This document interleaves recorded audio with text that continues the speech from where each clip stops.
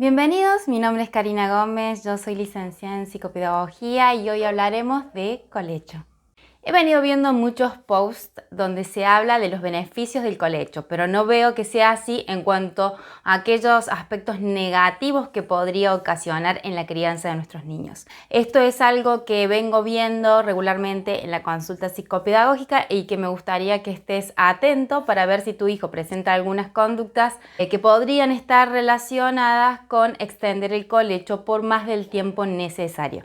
Uno de los argumentos del colecho es que los seres humanos somos seres sociales y necesitamos del apego.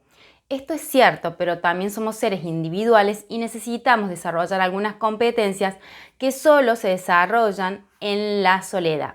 Cuando yo tengo un apego seguro, desarrollo la confianza en alguien que puede cuidarme, pero cuando puedo permanecer en soledad, desarrollo la confianza en mí mismo, que puedo adquirir esas competencias que tenía el adulto que me cuidaba y yo empezar a desarrollarlas para que cuando esté lejos de ese adulto yo me siga sintiendo seguro. De lo contrario, puedo quedar atrapado en este vínculo en donde el cuidador satisface todas mis necesidades emocionales y yo me voy volviendo incapaz de satisfacerlas por mí mismo. Cuando un niño permanece en soledad, digamos, ya sea en el momento de irse a dormir o en el momento que permanece alejado de sus papás o de la vista de sus papás, no solamente está desarrollando la confianza en sí mismo, está desarrollando la creatividad, la capacidad de estar en soledad y de hacer algo con eso que se va gestando cuando estoy en soledad.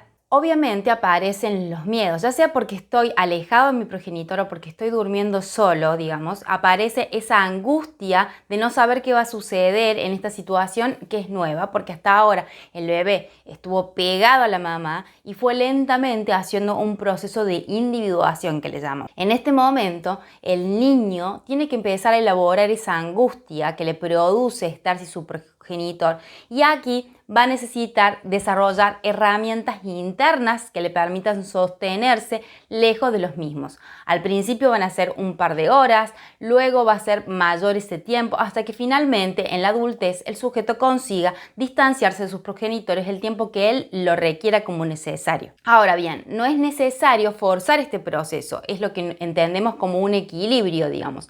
Lo que nosotros necesitamos es ir haciendo un proceso progresivo en donde el niño lentamente se va distanciando de su progenitor a la hora de dormir. Al principio, como hasta el año, duermen con los papás y está bien porque el hecho de que se despiertan bastante seguido para volver a alimentarse hace que el papá necesite tenerlo más cerca o la mamá necesite tenerla más cerca. Luego podemos poner una cuna o una cama pegadito a la cama matrimonial para que empiece a distanciarse y a estirar esos tiempos de permanencia sin tener que alimentarse, porque también su estómago necesita de tiempos de descanso, hasta que lo corremos dentro de la habitación en una cama individual y luego recién lo vamos a pasar a una pieza donde él puede dormir solo. Algunas de las dificultades más comunes que yo observo en consulta y que están relacionadas con el colecho son dificultad para aceptar los límites, dificultad para adquirir el lenguaje, dificultad para permanecer solo, dificultades de aprendizaje, porque el aprendizaje requiere de confiar en las propias competencias de uno al acercarse a la resolución de diferentes problemas que se van presentando a lo largo de la jornada escolar. El dormir solo es un problema que el niño va a tener que resolver con recursos internos y no porque un progenitor permanezca al lado de él los va a ir desarrollando porque llega a una determinada edad cronológica. Los seres humanos somos seres sociales que nos desarrollamos en función de las prácticas de crianza que nuestros progenitores o nuestro grupo de pertenencia desarrollan. Hay cuestiones que no se desarrollan de forma innata, como es el lenguaje, el caminar, el dejar un pañal. Solamente de la mano de alguien que nos vaya introduciendo en estas prácticas, nosotros vamos a lograr adquirirlas. Si no, observamos niños con 5 o 6 años que todavía no hablan, que no han dejado el pañal, que no han dejado el chupete, que aún duermen con sus padres y entonces cuando van al colegio la rutina escolar les es totalmente extraña, en donde tienen que manejarse con autonomía, donde tienen que aprender a resolver problemas, donde no hay nadie asistiéndolos cuando tienen miedo o angustia porque hay 30 niños y para el docente es imposible. Entonces, ir gestando estas herramientas desde que estamos en casa yo creo que es fundamental. Por supuesto, es que lo dejo a tu criterio de lo que tú consideres más apropiado para la crianza de tu niño, pero creo que es válido tener presente esta otra mirada que también habla de las consecuencias negativas que puede tener el colecho. Vamos a algunas de las dificultades más comunes que encontramos en el área de psicopedagogía que están relacionadas con el colecho, dado que una vez que se cambia esta práctica de crianza se observan avances, así que es posible afirmar que esa relación es directa. Uno de los últimos casos que puedo mencionar es un niño de 7 años que no tiene problemas para aprender, pero sí para adaptarse a la dinámica escolar. Lo que él hace es interrumpir a la docente, no intentar ser el centro de la clase. Cuando quieren hablar sus compañeros, habla él. No respetar los tiempos de permanencia en el aula, quiere salir en horas de clase, rabietas, berrinches, llantos, gritos cuando algo no le sale. Y indagando con la mamá, lo que nos encontramos es que el niño todavía duerme con ellos. Si bien la mamá reconoce que la incomodidad de todavía sostener esto, porque ya había un hermanito menor que también estaba copiando esa conducta y entonces eran 4 durmiendo en la cama matrimonial, ellos no descansaban bien. Se producían además todas estas cuestiones a nivel escolar. El trabajo con esta mamá fue que es importante que el niño no fije los límites, porque si él fija los límites en casa y él decide que él quiere dormir con los papás y entonces él va a seguir durmiendo con los papás porque él así lo decide, el que está fijando los límites de la crianza es él y no los papás. Y se invierten los roles. Si bien uno no debe forzar conductas en los niños, hay una regulación de los tiempos de aprendizaje que el niño no puede por sí mismo administrar. Él no puede saber qué es lo más apropiado para él de acuerdo a la edad. Entonces, en este punto, digamos, de compartir la cama y de la incomodidad de los padres, el niño no está teniendo en cuenta que los padres duermen incómodo, descansan mal y que al otro día tienen que ir a trabajar con ese cansancio. Entonces el desarrollo de la empatía también se afecta porque se deja de respetar el espacio ajeno para imponer las necesidades de uno. Y esto se lo podía ver reflejado en las conductas que el niño tenía en cuanto a la relación que establecía con sus docentes y con sus pares. Ahora bien, ¿qué hay detrás de esto? En los papás mucho miedo a que el niño sufriera, digamos.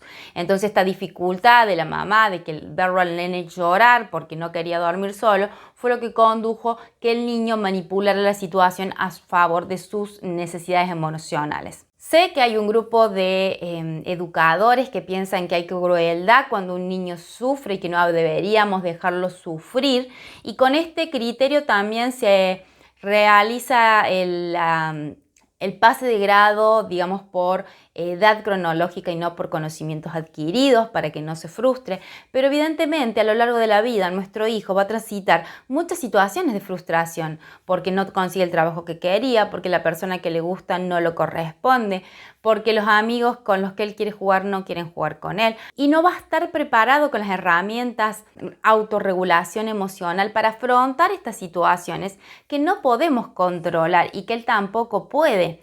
Evitarle el sufrimiento es una mentira y es quitarle la posibilidad de ir adquiriendo, como les decía, competencias que nos permiten desarrollarnos en situaciones similares. Al principio será la angustia porque no puedo ir a la cama de la mamá y más adelante será la angustia porque no puedo jugar con el niño que yo quiero jugar o porque no puedo ponerme de novio con la persona que a mí me gustaría. Es importante entender que lentamente las situaciones a las que nos vamos enfrentando como seres humanos se van complejizando y hay que ir asumiéndolas de a poquito con pequeñas cosas cotidianas hasta que después somos capaces de tolerar o resolver o enfrentar situaciones que nos producen angustia y frustración. Otra de las dificultades que suelo encontrar es la de déficit a nivel de los aprendizajes. ¿Por qué? Porque cuando un niño permanece solo, empieza a usar su memoria, a evocar situaciones pasadas para autodecirse frases tranquilizadoras como puedo solo, me concentro en esto, tengo ganas de hacer esto, ya voy a ir más tarde a ver a mamá, en un rato va a venir mamá o papá o el cuidador, ¿sí? Entonces estas frases que nosotros le decimos, los niños las introyectan y luego se las dicen a sí mismos en momentos de angustia. Todo esto implica apelar a la memoria, a la atención, a la capacidad selectiva, porque no voy a decirme cualquier frase, solo aquella que me permita tranquilizarme. Y todo esto son herramientas cognitivas que se desarrollan en soledad. Además, se va a desarrollar la proactividad y la creatividad, debido a que estoy solo, no hay nadie que me indique cómo voy a resolver esta situación en la que me siento angustiado, que no sé cómo resolver esta dificultad que se ha presentado en el juego o en algo que quiero alcanzar y no lo logro alcanzar. Son pequeños desafíos que los niños enfrentan y que van a ir resolviendo de manera autónoma, ganando confianza en sí mismo en el proceso y además adquiriendo competencias de pensamiento, del desarrollo del pensamiento. Podríamos seguir charlando largo rato sobre diversas cuestiones que pueden aparecer y que están relacionadas con el colecho.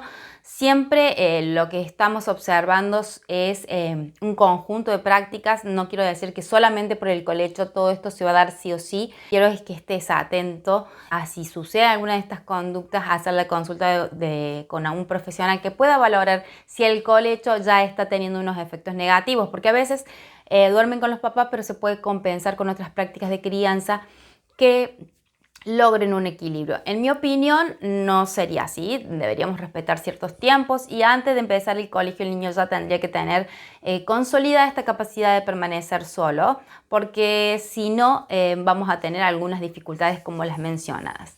Bueno, hasta aquí ha sido todo por hoy. Espero que te haya gustado el video. Si estás de acuerdo, si te quedaron dudas, si quieres que amplíe la temática, me la dejas en los comentarios y estaremos trabajando más sobre este tema que es muy interesante y que creo que es de suma actualidad.